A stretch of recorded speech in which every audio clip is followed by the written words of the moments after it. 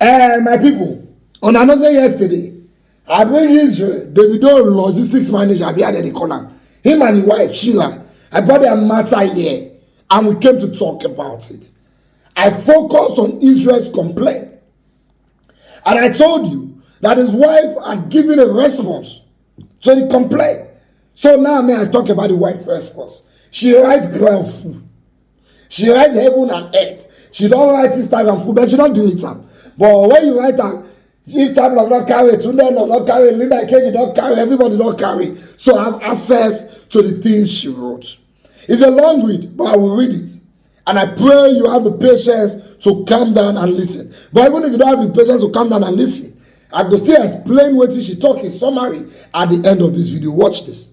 I was going to keep my reserve on this, but as it is, I see no reason to. Did I see signs before the wedding? Yes, I did. One of the reasons was because of the rush on the wedding. Even after I said we should give it time, he came up with a lot of excuses and threats. Most of the things he did regarding the wedding was without my consent, down to invitation card.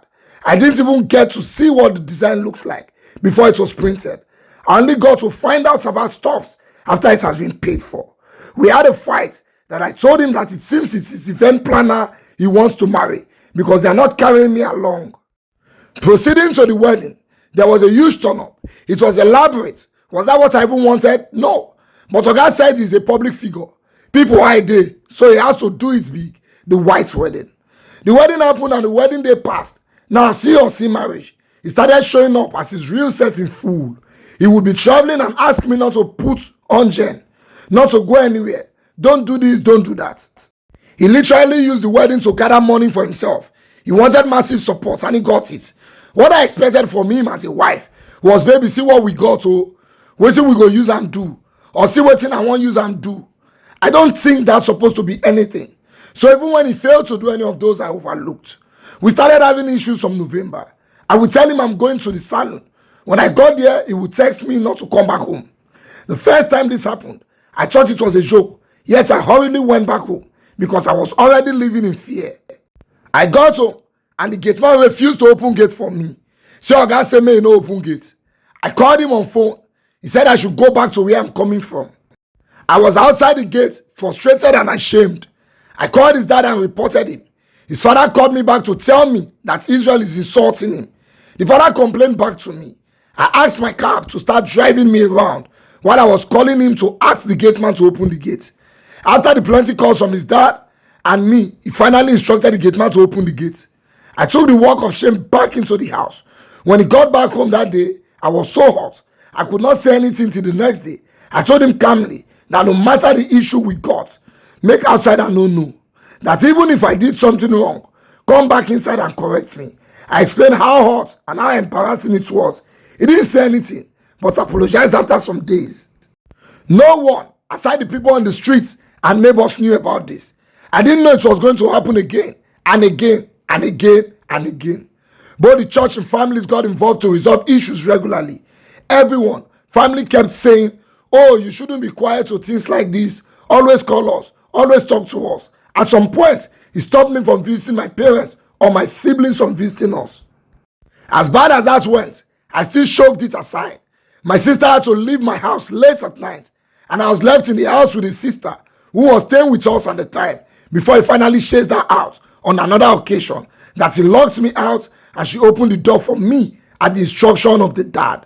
I still didn't sleep in the house that night because he kept on threatening both me and the sister. I went to my parents' house. My parents brought me back that since he's not around, I can stay at least, but I was scared. I ran. At this point, I was getting depressed. I was literally living in fear. Another time in January, I was to attend one of my close friends' wedding. He knows how close I was to this person. And the very day she told me of our wedding, he knew how excited I was. He knew when I got Ashebi. The day of the wedding reached, I woke up very early, served him, and did all I had to do that morning. When I was ready to leave the house, I went to him to tell him I'm going to my friend's house. They need me for assistance and all. It was the trad. He started with, what if I say make you no go? I replied, why you go say make I no go? He said, so you mean I don't have the right to tell you say make you no go? I say you get to, but why you go say make I no go? You would at least give me a reason. Me go can't know the excuse to give, if at all.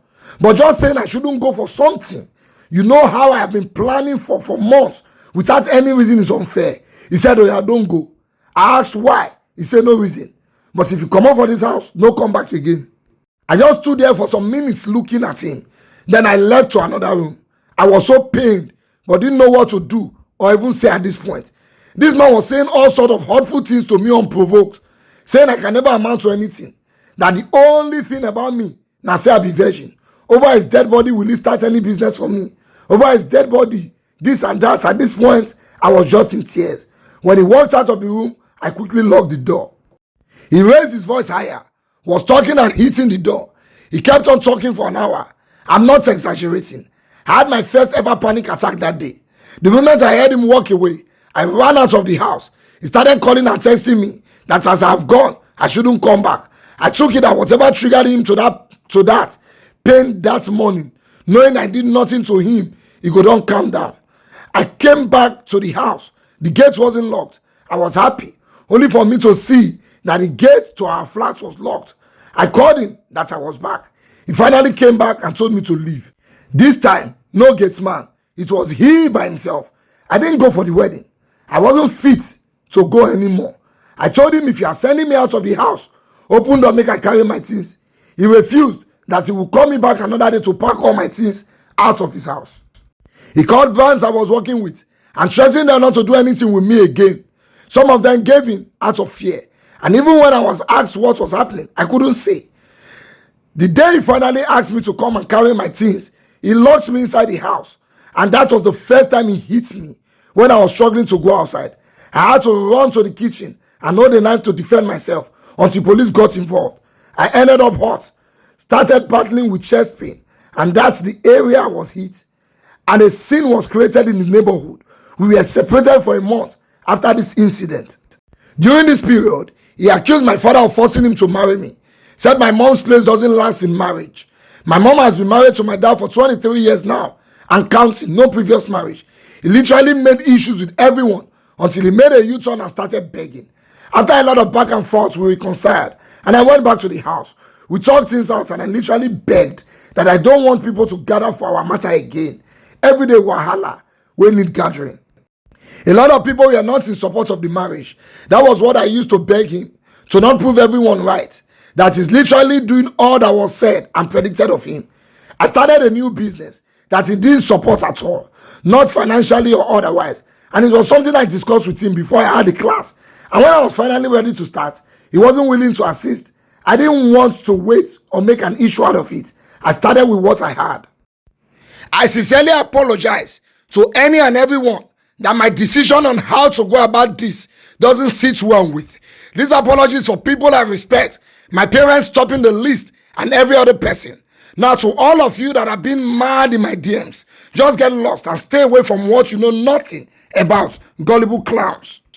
If anything happens to me or any member of my family, Israel should be held responsible. Going to my mom's shop to beat her up. You want keep person picking, keep mama join. This isn't even something to be quiet about at this point. I was going to post this yesterday. I held back because aside involving the police, I reached out to someone I believe could reach him and would act on it. I said make a note forward so I don't get the, oh, you shouldn't have bought it online, yada yada. This man carried boys to harass my mom at her shop. I'm not here to run here a whole story of what went down and what has been going on. The only thing Israel can brag about and still brags about is the online publicity he has given me that is undisputed. A lot of you only got to know me during the wedding. Have I always been in the social media space though? Yes. I've been a 2 times beauty queen and had brands I was working with already. Was my mother ever married to anybody before my dad? No. Did anybody deceive Israel? No. Instead, it's this man that deceived the whole family, especially my father, who took a genuine likeness on him. My papa no be Otedolao, but we are comfortable. Even for him to be training 2 of my siblings in renowned private universities, running businesses and paying every bill that needs attention without begging. Must I add that I'm from a well-respected family, and this man is hell-bent on painting my family what it's not. Adams Oshomole and my dad are first cousins, for crying out. So me and my family aren't looking for a poverty alleviation plan. And even if it cannot be Israel. This man saw me for the first time while I was on outreach, which beforehand I never knew of his online presence. He asked for my number, which I refused to give, but took his instead and never called him, only dropped it off at the follow-up unit. After which I traveled that very day and wasn't back till the next week. And this man, they find me up and down until he got to my dad. He carried all kind of certificates from church, claiming to be born again, that is different. Oh, he is this. Oh, blah, blah, blah. My father fell for it because, oh, he's our church member and he has done this and that. That very day, he told my father that he wanted to marry me. In fact, even before he met my dad, he told the person that helped him get to my father that he wants to marry me. You can drag me to the mud and back, make her for lock up, but you don't get to do that to my family. You don't. Clearly, you don't value yours, but you know how much I value mine, and in extension, how I value your own family too, as I've taken them as mine. And anybody where they do, you can handle this better. When you reach your turn, do it as you like. When your parents, especially your mom, is being constantly abused by your supposed husband, when you're being locked out of your matrimonial home for no reason, when you're physically and emotionally abused, when you're constantly threatened, when your mental health is on zero, when you have series of panic attacks, when you're accused of taking pills to not get pregnant, when you are deprived of doing anything, when you marry a man that gives no accounts of how the money realized from your wedding was spent, or how much it be at all, or so, wetin I use and do. When you marry a man that all you want for is the best, but is the weapon fashioned against you. When you marry a man that doesn't want to be productive, and when you try to push and encourage him, you are controlling, and him, them know they control a man. When you experience your own, do as you like. You people are used to women showing weakness, but I'm sorry, I can't give that, and I would never throw a pity party. So let the Bible called Israel throw a pity party, and y'all can go feed on the lies he's serving. Lastly, I never had an issue with him serving his boss. As a wife, I only told my husband to get something doing, get a business running, start building a legacy, gave him countless ideas on things he could possibly do. I just wanted him to have something going on for himself, which his family fully supports, as it's a concern to everyone. And again, anyone that feels I'm not handling this well, please use your own experience, practice your own preferred way to handle a thing like this. You see, wait till they do these two people now. Wait till they worry the two of them now. Now, problem when they're supposed to talk about things where they're supposed to iron out before marriage, where they don't iron out. Now they carry over, enter inside marriage, now they cause fight. Now you know say it's supposed to start business. Sheila, now you know say everybody's concerned. When you dey marry them, you don't know say work, now so they lie down for Davido up and down. They do maga, because all of us were worried. We wouldn't want to say, whoop, I marry Israel. You marry her like that. And you give us the impression like, I know what they do. I like her. I'm a man. Because when you come for introduction, my pa go ask you. You don't shake her way. But you waited till you enter marriage to start asking these questions. And you're right. But the problem is you're asking at the wrong time. And for a person like Israel, you will need a lot of patience to follow him on that. Now, for the story of say, because the truth is, Israel don't get work. Forget that they call her a logistics manager and lie.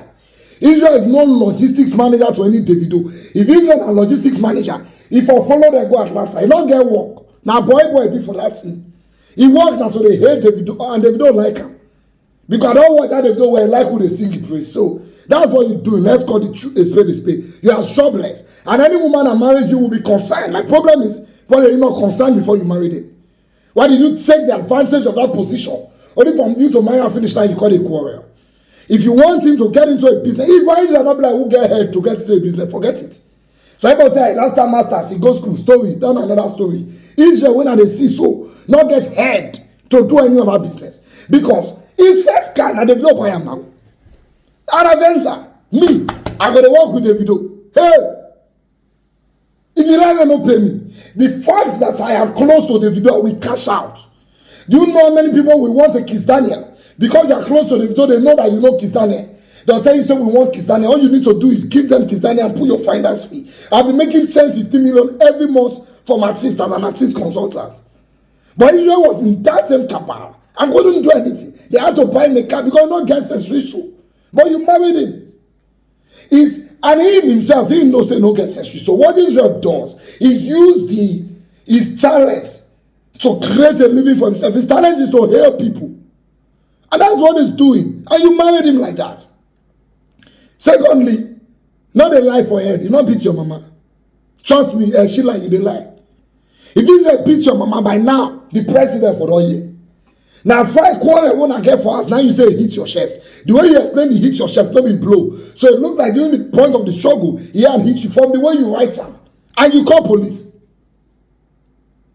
If he beats your mama, hey, if I call military, leave that one, you didn't lie. You can say, yes, he took boys to your mother's store, which is not right. But don't say he beats up your mother, it's a lie. If Israel had beaten up your mother, himself for not they get mouth, they quarrel. Let's call a spade a spade. Thirdly, he has anger issues. I've noticed it. Israel has temper issues. And I have it too.